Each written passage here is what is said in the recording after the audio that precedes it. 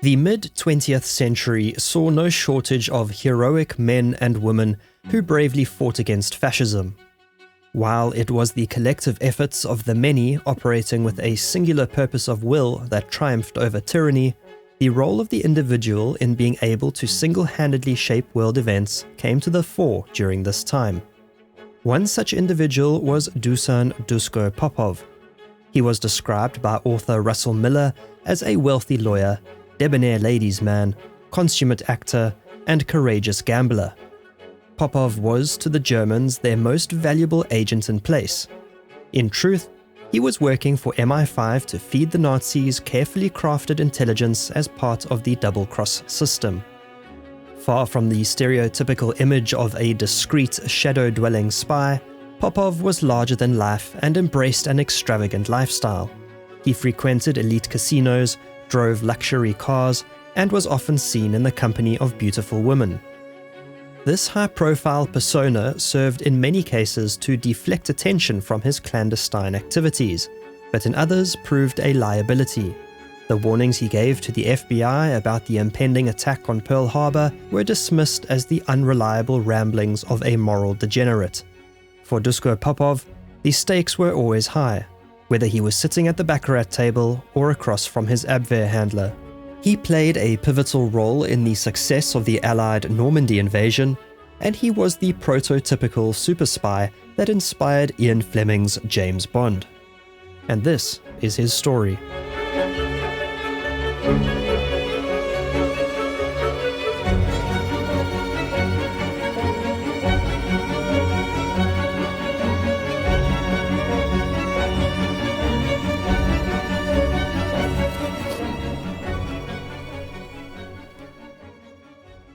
Duško Popov was born on the 10th of July 1912 to a wealthy Serbian family in Titel, which was then part of the Austro-Hungarian Empire and which later became part of Yugoslavia.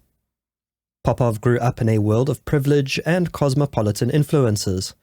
His father, Milorad Popov, was, like his father before him, a successful industrialist, accumulating for the family a sizable fortune through manufacturing, mining, and retail investments. It was this wealth that allowed the Popov family to divide their time between their winter home in Belgrade and a summer retreat in Dubrovnik. It also provided Duško and his two brothers, Ivan and Vladan, with the finest education Europe had to offer. When Duško was 16 years old, he was enrolled at Ewell Castle, an exclusive preparatory school on the outskirts of London. Within just 3 months, Popov's rebellious streak manifested in dramatic fashion. After missing a detention class, he was sentenced to a caning. Objecting to what he saw as an unjust punishment, Popov snatched the cane from the teacher and, in full view of his classmates, snapped it in two. This act of defiance swiftly led to his expulsion. Popov resumed his education in Paris, where he attended the lycée and successfully completed his schooling without further incident. He was academically strong, and his multilingual upbringing served him well, as he went on to earn a law degree from the University of Belgrade. As a wealthy young man, Popov lived mostly carefree and for his own pleasure.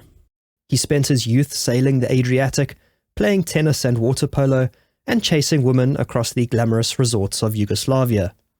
His quasi-aristocratic lifestyle allowed Popov to indulge his taste for adventure and to largely disregard social convention.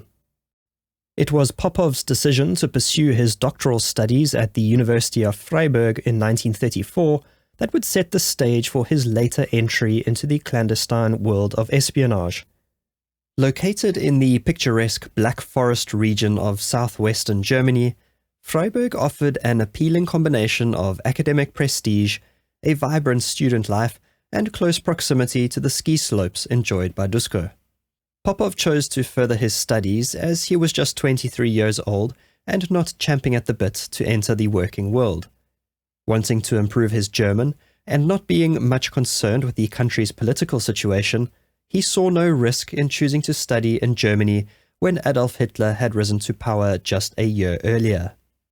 While the Nazi regime was rapidly consolidating its grip on all aspects of German society, including higher education, Popov, like many of his contemporaries, remained politically aloof and perhaps ideologically uninformed. As he settled into his life at Freiburg, Popov could not have imagined the great ideological struggle about to engulf Europe and the role he would play in it. His naivety soon wore off as he witnessed firsthand how the university became a hotbed of Nazi ideology. Jewish professors and those not sympathetic to the Nazi cause were purged, and students were pressured to join paramilitary organizations like the SS and the SA. Yet Popov, with his international upbringing and cosmopolitan life, refused to be cowed by the oppressive atmosphere. He formed a close friendship with Johann Johnny Jebsen and Freddy von Kageneck, two other foreign students at the university from equally privileged backgrounds. Freddy von Kageneck descended from an influential German Catholic family. Jebsen, who would become one of Popov's closest lifelong friends, was of Danish heritage and was the heir to a wealthy Hamburg shipping family. With their handsome looks and confident demeanors, the trio pursued what they loved best, chasing after beautiful women and driving them around in their expensive sports cars. All three men, despite their wealth, womanizing, and intellectual pretensions, found their innate rebelliousness at odds with the rising tide of Nazi oppression.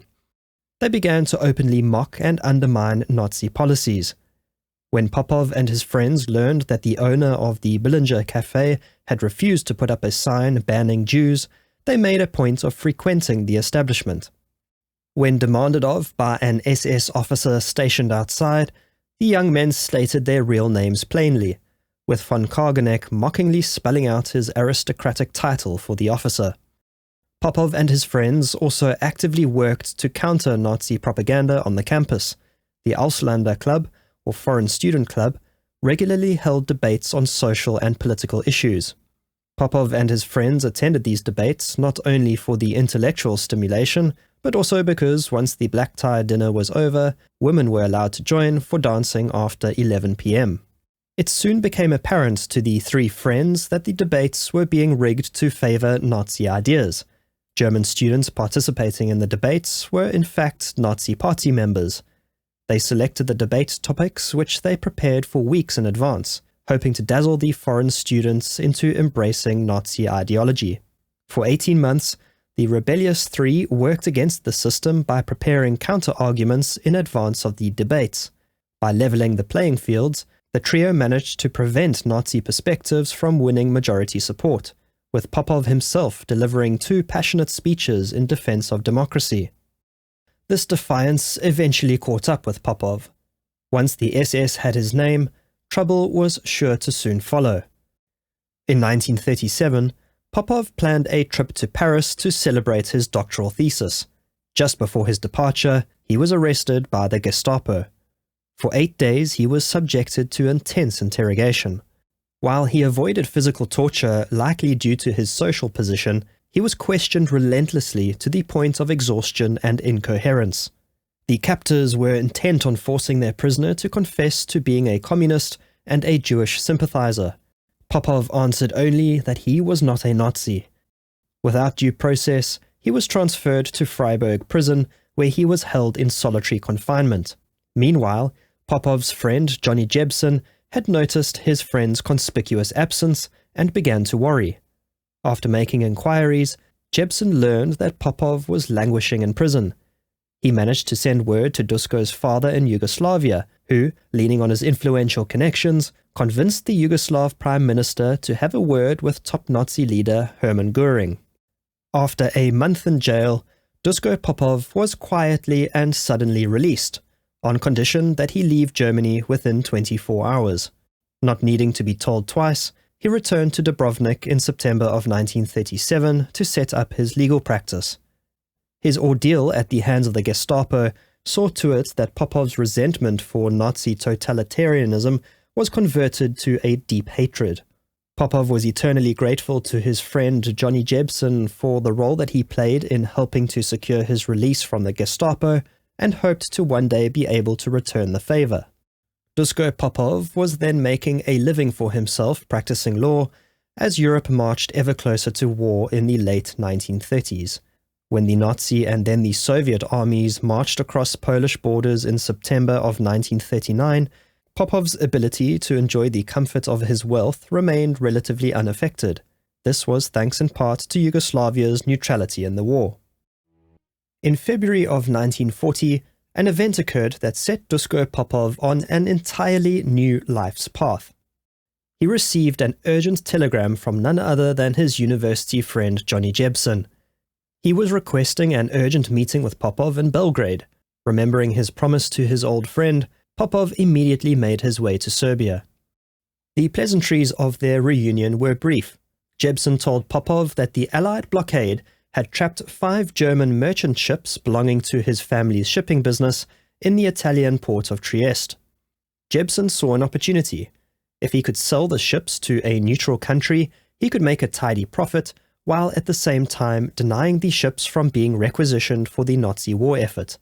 But he needed the help of his old buddy to broker a deal. Popov, ever the resourceful networker, connected Jebsen with influential figures in the Balkans, including the British commercial attaché and a prominent pro-British businesswoman. In the end, an agreement was struck for the sale of the ships. In the wake of the success of the business deal, Jebsen revealed a startling truth to his old friend. He had joined the Abwehr, Germany's military intelligence service. As a forscher or researcher, Jebsen could travel under the guise of business while gathering intelligence for the German war machine. Popov may not have been so surprised to hear of his friend's news. Like many German men of his generation, Jebsen faced the grim prospect of conscription into the Wehrmacht, a fate that could easily lead to an early grave on the front lines. Weighing the prospects of becoming cannon fodder against making a Faustian bargain, Jebsen chose self-preservation. The Abwehr comprised many non-Nazi officers and was less ideologically entrenched than many of its sister organizations in Germany. As an opponent to the Nazi regime, Jebsen placed himself within its ranks, giving him the unique opportunity to potentially influence events and maintain vital connections beyond Germany's borders. In the hushed confines of a room in the Hotel Serbian King in Belgrade, Jebsen made an extraordinary request of his friend. He wanted Popov to help him in his current assignment for the Abwehr. Jebsen had been tasked with writing a report on French politicians that might be most amenable to cooperation with Germany after France's anticipated fall. This proposition placed Popov at a crossroads. His anti-Nazi sentiments were well established, having nearly landed him in a concentration camp just a few years earlier. Yet, he also felt a deep sense of loyalty to Jebsen. His aversion to Nazism repulsed him from the idea of doing anything that could serve to advance Nazi interests, but he ultimately agreed, on the proviso that he was doing it only as a friend of Jebsen. His loyalty aside, Popov also thought that his contact at the British legation, whom he knew to have connections to MI6, would have an interest in receiving a copy of the report. And so Popov went about his usual business and social appointments, collecting the comments and views of French diplomats, government officials, and French businessmen. The result was a consensus that believed former Prime Minister Pierre Level was a front-runner to rule France on behalf of the Germans. After completing his report, Popov typed 2 copies, handing one to his friend Johnny Jebsen, and the other he surreptitiously passed to the first secretary of the British legation. 4 months later, German troops marched triumphantly into Paris on the 14th of June 1940. Popov's prediction, as contained in his report, came true when Pierre Level was installed as Minister of State of the Vichy government under the leadership of Marshal Henri Pétain. The Abwehr was suitably impressed with the work he did, and Jebsen soon arranged for Popov to meet his superior, a man named Ernst Munzinger. At a dinner party hosted by Popov at his residence, Munzinger made it clear that he wanted to recruit Popov for the Abwehr. He was promised riches and influence in a post-war Yugoslavia controlled by Germany. Munzinger was delighted when Popov accepted the proposition. Little did he know that immediately after the meeting, Popov reported the events to an MI6 officer he knew in Belgrade. The British, understandably, were initially skeptical of Popov's approach. The world of wartime espionage was fraught with deception, and the possibility that Popov was attempting to infiltrate British intelligence on behalf of the Germans could not be discounted. Nevertheless, Popov's instructions at that time were to play along, and a story was invented about a diplomat friend of Popov's in London who might have some useful intelligence to share. Via Jebsen, Popov suggested to the Germans that he make a trip west, and by mid-November 1940, his trip to London had been authorized. He travelled from Lisbon to London, where he sat tight while waiting for further instructions from British intelligence. In early December 1940, a meeting was arranged between Popov and MI5's Major Thomas Robertson, who was responsible for handling double agents. For the next 4 days, Popov was vigorously questioned by Major Robertson and 3 other MI5 officers to establish his true loyalties and intentions. By the end of it, British intelligence were satisfied that Duško Popov genuinely intended to work against the Nazis for the Allies. But not all were immediately convinced.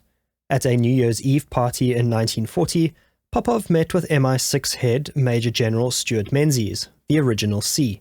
Menzies had reservations about Popov's flamboyant lifestyle, thinking it could lead to trouble. He nevertheless acknowledged his potential as a spy, but it would take more to offer comfort to the world's leading spy master.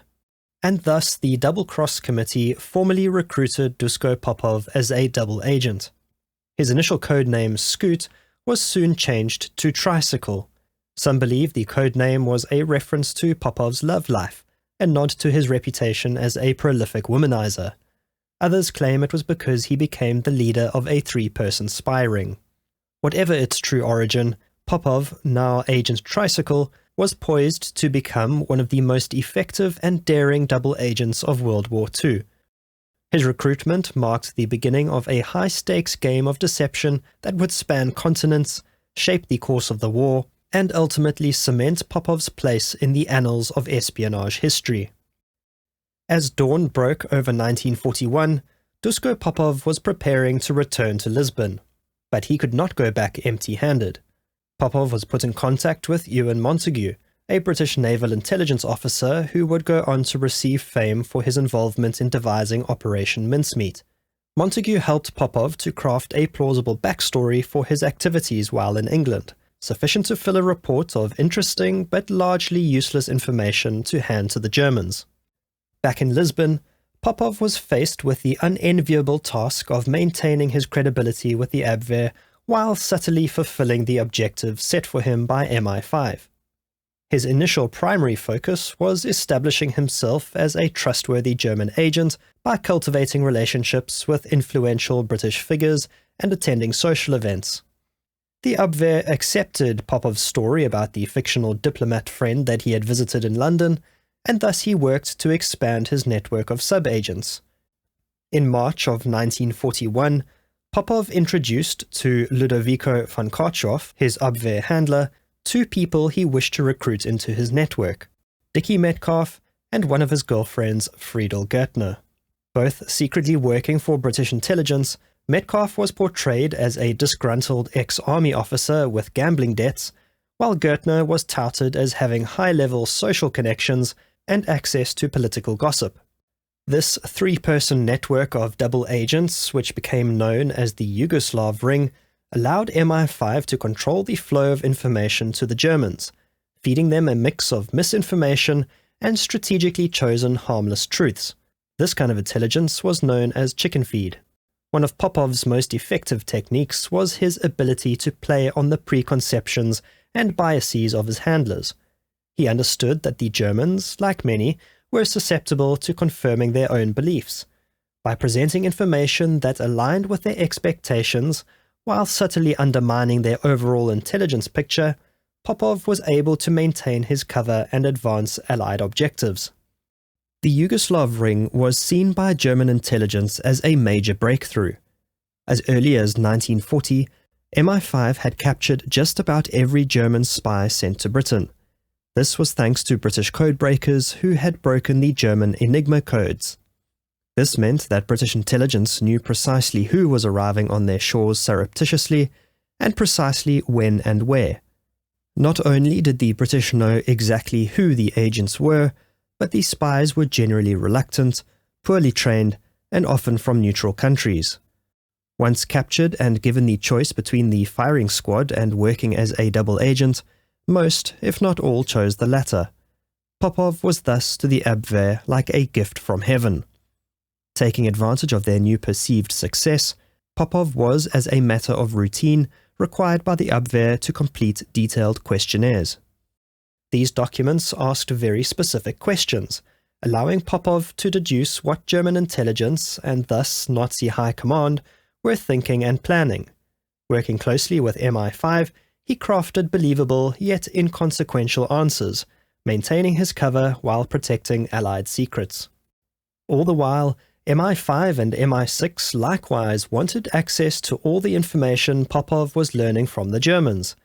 British intelligence was particularly interested in learning every detail they could about Operation Sea Lion, the Nazi plan to invade Great Britain. In turn, Popov and his Yugoslav ring fed information back to the Germans, misleading them into believing that British coastal defences were far stronger than they actually were.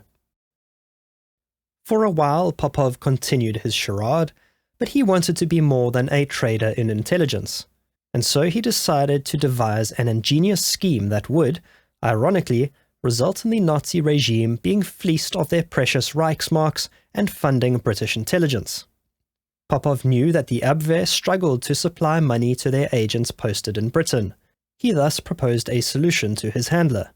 He knew a British businessman, who was fictitious of course, who was eager to exchange sterling for dollars, disregarding currency regulations. The sterling could then be taken by Popov to England and doled out to the German agents.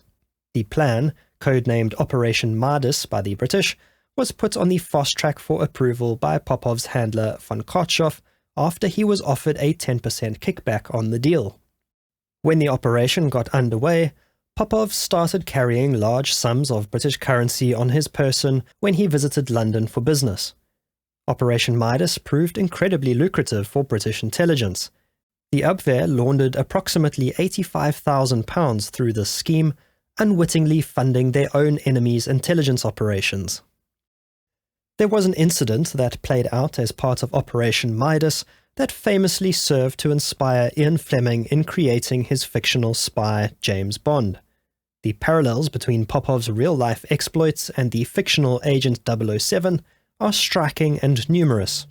In the summer of 1941, Ian Fleming, then a naval intelligence officer, was sent to Portugal to observe Popov in action. At the Casino Estoril, Popov was carrying a large sum of MI6 money when he encountered a Lithuanian businessman named Bloch. Bloch, although losing heavily at the baccarat table, was intimidating other players with ostentatious bets. Headstrong as ever, Popov placed an outrageous wager, some say as much as $50,000. His aim, apparently, was to intimidate and humiliate Bloch, and probably also to set Fleming's heart racing, for Popov had no desire to be watched by an undercover babysitter.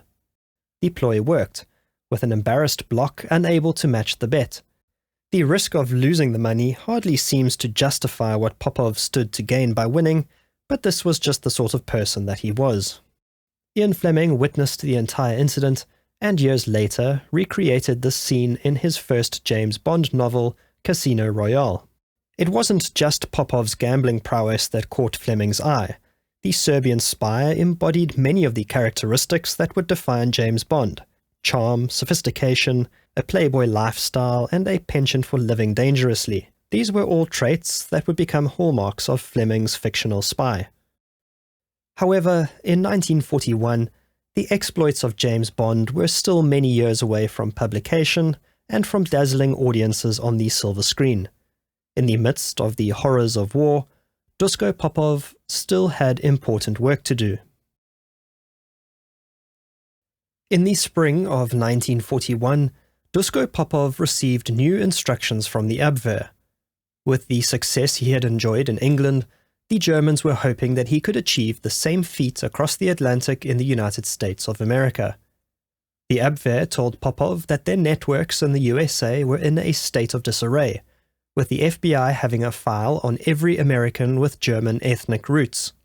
MI5 was hesitant given the good work Popov was doing in Europe, and the FBI was likewise reluctant when the idea was floated. But in order not to risk Popov's relationship with his German spy masters, it was decided that Popov would travel to America. The running of his operation was to be handed over by MI5 to the FBI, a decision made reluctantly by MI5, and one which they would come to regret. After his US visa was granted, Popov departed for New York from Lisbon on the 10th of August 1941. He carried with him various spying paraphernalia, including a large sum of cash, microdot telegrams, a codebook, and invisible ink. The most important thing he carried that day was the questionnaire given to him during his briefing by the Abwehr. The document sought detailed information about the US naval base at Pearl Harbour in Hawaii, including specifics about mine search formations, dredging work, water depths, and the presence or plans to build a floating dock. Popov was struck by the specificity of the questions and must have felt an ominous sense of foreboding as he read them. He recalled a previous conversation with Jebsen about a similar mission to investigate the Italian naval base at Taranto, which had been attacked by the British Royal Air Force and Navy on the 11th of November 1940. The Japanese, Popov learned, were keenly interested in understanding the effectiveness of that attack, believing it to be a good way to model its own future assaults against the Allies. This led Popov to the chilling realization that the Japanese were likely planning an attack on the US fleet at Pearl Harbour. Upon his arrival in New York on the 12th of August, Popov checked into the Waldorf Astoria Hotel. The FBI planned to keep close tabs on Popov for 48 hours to see whether any German agents attempted contact. However, when Popov was approached by two men as part of a routine check on new arrivals in the country, he thought they were FBI agents and told them all about his counter-espionage mission working for the British against the Germans. This was a rare misstep for Popov and didn't get him off to a good start with the FBI, who were not only distrustful but also concerned that the Serbian playboy could do more harm than good. The next day, on the 15th of August 1941, Popov met with the FBI. He warned the agents emphatically about his belief that Japan intended to attack the USA at Pearl Harbour. His warnings sadly fell on deaf ears, with the Bureau evidently not taking heed, being interested only in the new microdot technology Popov had brought with him from Germany. Getting exasperated by the Americans' lack of concern, Popov proposed that he travel to Hawaii with his girlfriend, Terry Richardson, as cover. He planned to gather more information about Pearl Harbour and to prove his theory to the FBI. This idea was flatly rejected, which not only jeopardized Popov's relationship with the Abwehr, but also led to a deterioration in what remained of his rapport with the FBI. The Bureau did not pass Popov's intelligence on to military authorities. This proved a huge missed opportunity to potentially prevent or mitigate the devastating Japanese attack that was soon to come. At the heart of the FBI's mistrust of Popov was J. Edgar Hoover, the FBI director, whose perception of Popov was colored by a combination of prejudices and concerns. Popov's background as a spy immediately placed him under suspicion in Hoover's eyes. The director had an inherent distrust of all spies, which was only exacerbated by Popov's status as a double agent. Hoover was also suspicious of Popov due to him being a foreigner, all of whom Hoover regarded as potential threats to American national security. Perhaps most damaging to Popov's reputation, at least in Hoover's eyes, was his lifestyle, which stood in stark contrast to the image of moral rectitude projected by Hoover. The spy's flamboyant social life, expensive tastes, and numerous romantic liaisons were viewed with disgust by the FBI director. While in the US, Popov lived as he always did, that is to say, extravagantly. He had to borrow large sums of money from the FBI, which he said were necessary to maintain his cover. His romantic relationships, which he saw as an essential element of his cover, were viewed differently by Hoover and the FBI. One of Popov's romantic entanglements while in the USA was with the French actress Simone Simon. First meeting in Paris, Popov and Simon continued their passionate and very public relationship when Popov arrived in the USA. This relationship nearly compromised Popov's cover when a gossip columnist reported on their affair and published photographs of the couple. On the one hand, Hoover was infuriated, and on the other, German suspicions started to be raised. Beyond all this, Popov was also up against the Bureau's institutional priorities, which were at the time focused on identifying and arresting enemy agents. They had little interest in running complex double agent operations. Hoover preferred to use Popov as bait to lure other German spies into traps, a strategy that ultimately proved largely unsuccessful. Popov's own personality and behavior, we can be sure, also played a role in exacerbating these tensions. His confident and assertive demeanor, while an asset in his work as a double agent, often led him to challenge the FBI's authority and express frustration with their methods. Then, the gravity of the situation became painfully clear when Popov returned to New York in December 1941 after a trip to South America. He then learned about the devastating attack on Pearl Harbour. Furious with the FBI for ignoring his warnings, he confronted his handlers, demanding an explanation for their inaction. He was met with deflection and avoidance, the FBI completely stonewalling on the issue. Some argue that Popov's warning was not as clear or specific as he later claimed. Others contend that even if it was clearly given, it was just one among many potential threats that US intelligence was grappling with at the time. Whatever the case may be, by the end of his time in America, he had been unproductive as an agent, both for the FBI and the Abwehr. Nevertheless, Popov was determined to continue the fight against the Nazis and agreed to return to Lisbon under the direction of MI5 to continue his important work. He returned to Europe on the 29th of September 1943, feeling that his mission had been a failure. Not only had his warnings been ignored, with America being taken by surprise by the Japanese when it could have taken preventative measures, but he had also to answer to his Abwehr handlers. Such was the dangerous life of a double agent. While Popov created a fictional network of spies in the US, without the requisite cooperation from the FBI, the fake agents couldn't produce believable intelligence. The Abwehr was most disappointed in their star agent, wondering why, after his success in Europe, he was unable to achieve the same results in America. Much time had to be spent by Popov and MI5 in rehabilitating his relationship with the Abwehr. Although it took some time and much convincing, the explanation was ultimately accepted by German intelligence, who continued to rely on Popov as one of their key agents in Europe. It seemed as if Popov was back on track with the Germans. His old friend, Johnny Jebsen, was not quite faring so well. By the summer of 1943, Johnny Jebsen had found himself deeply entangled in a foreign currency exchange scandal. He had devised a system whereby he took advantage of exchange rate discrepancies for German marks from country to country. This worked for a period, but as time wore on, rumors of his illicit currency dealings reached the Gestapo, and Jebsen felt himself sliding into their crosshairs. Needing an exit plan, the culmination of the wartime relationship between Popov and Jebsen came in 1944, when Jebsen himself decided to formally work for the Allies with the long-term goal of defecting. MI5, knowing the close relationship between Popov and Jebsen, agreed to recruit him under the codename Artist. As the global conflict wore on, the dynamics of the relationship between Popov and Jebsen shifted.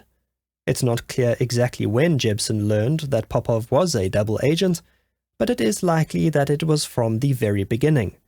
When Jebsen acted as Popov's first handler, he passed on information knowing that it would be fed back to the Allies. Jebsen repeatedly acted to protect Popov, including when he tipped him off about his chauffeur who was secretly reporting on his every movement to the Abwehr. Once officially working for the Allies, Jebsen played an important role in supporting Popov's ring of double agents. He provided information on operational intelligence of the Abwehr, and he helped to smuggle agents out of Germany to Spain. Yet, he was never fully trusted by MI5, who were worried that should his switching of allegiances be discovered, he might compromise Popov's cover. By the end of 1943, the tide of war in Europe was shifting, and the Allied invasion of Europe loomed on the horizon.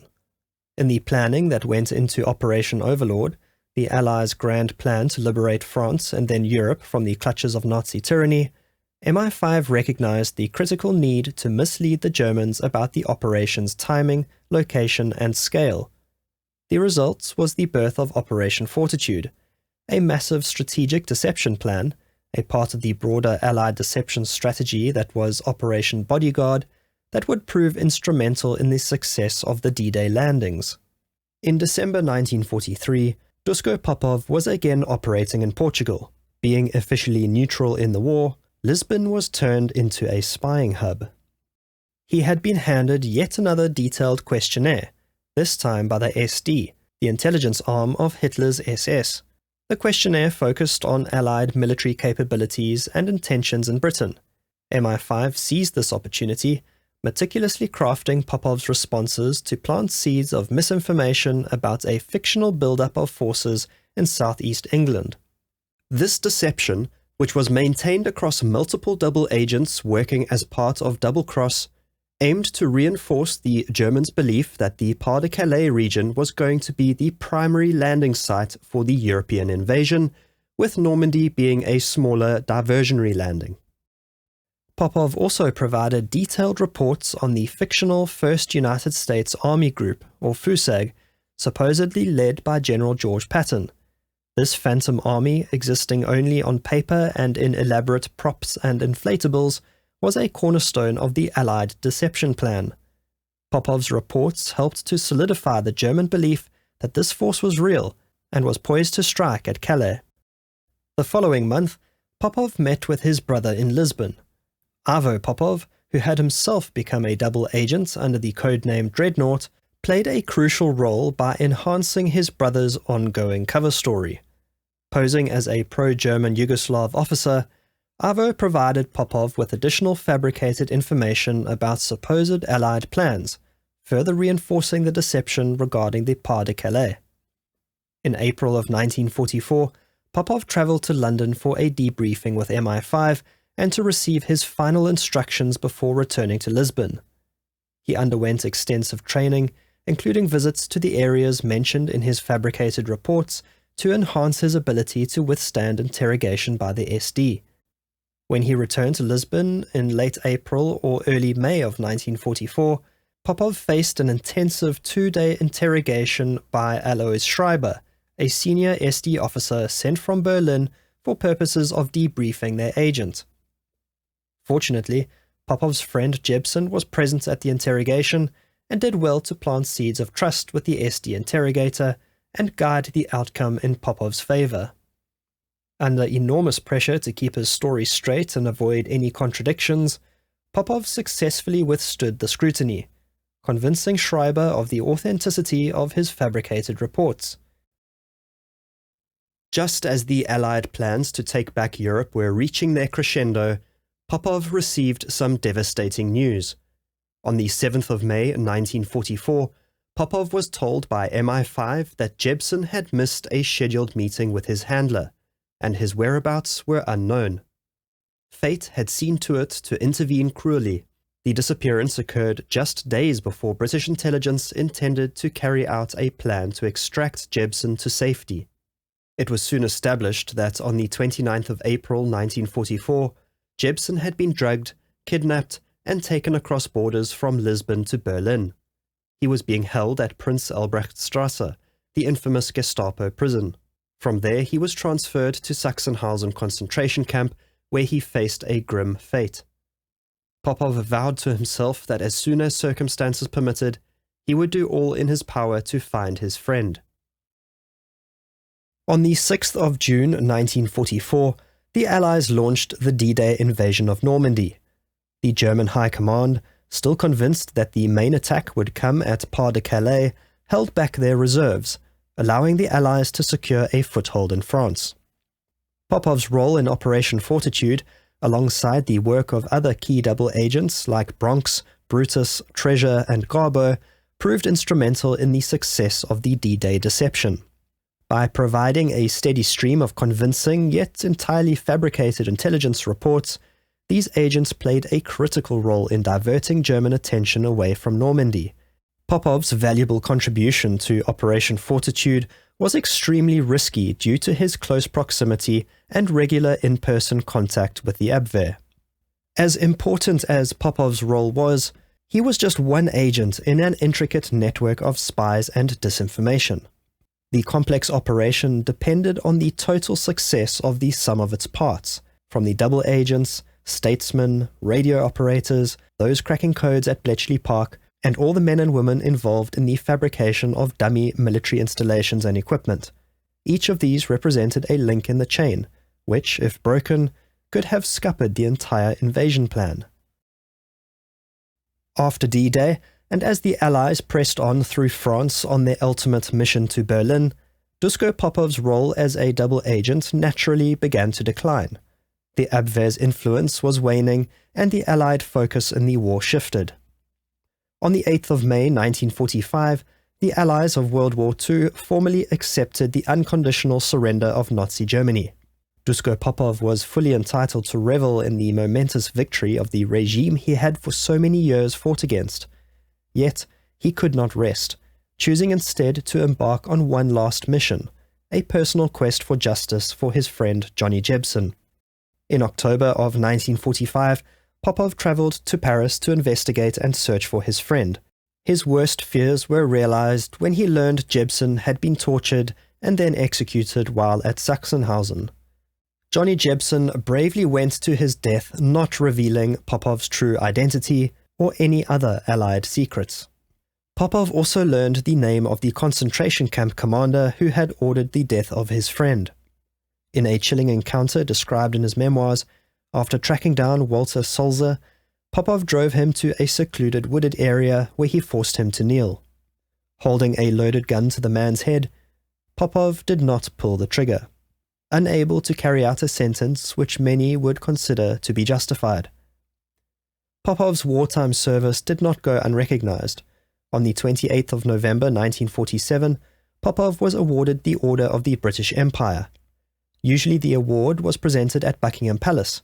However, MI5 was still coy about its wartime agents, and so, as was fitting for a man like Duško Popov, the honour was bestowed upon him at the cocktail bar of London's Ritz Hotel in Piccadilly. The recognition was bittersweet. The death of his friend Jebsen cast a long shadow over his triumph, reminding him of the personal cost of the dangerous games he played. As he adjusted to life in peacetime, Popov leveraged his international connections and business experience to build yet another successful career. He established himself in the import-export trade, a field that had served as his cover during the war. Yet Popov could never entirely leave behind the world of intrigue that had so shaped his life. For many years after the war, Popov remained silent about his exploits as a double agent. This changed in 1972, when Sir John Masterman's book, The Double Cross System, lifted the veil on British wartime intelligence operations. The disclosure of Popov's involvement in the operation in Masterman's book paved the way for the publication in 1974 of Popov's memoirs, Spy Counter Spy. Finally allowed to share his own story, the book was a sensation, offering readers a glimpse into the dangerous life of a real wartime double agent. The book's publication was not without controversy. The FBI, still protective of J. Edgar Hoover's legacy, tried unsuccessfully to block the book's release. In it, Popov set out his version of events in America, including his claim that Hoover and the FBI disregarded the clear warnings he gave about Pearl Harbour. Popov's 3 children and second wife were unaware of their father and husband's clandestine past until the publication of the book. Popov did perhaps play a little fast and loose with the truth, with certain embellishments and factual inaccuracies. Nevertheless, it remains a good read as a first-hand account by a true secret agent. Popov reflected on the moral ambiguities of his work, acknowledging the difficult choices he had to make along the way. He wrote, "To survive the multiple hazards of espionage, it is better not to be too serious. The trick, I believe, is to be light-hearted without being superficial." This outlook perhaps hints at how Popov managed to reconcile his nonchalance in the face of constant threat and danger. Duško Popov's life after the war was, in many ways an epilogue to his wartime adventures. He had played a crucial role in one of history's greatest conflicts, rubbed shoulders with spy masters and statesmen, and lived under constant threat of discovery and death. In peacetime, he found success in business and a measure of domestic happiness with his second wife, a much younger Swedish woman named Jill Johnson, whom he first met in 1961. In his later years, Popov settled on the French Riviera, a fitting location for a man of his expensive tastes. He passed away on the 10th of August 1981 at the age of 69.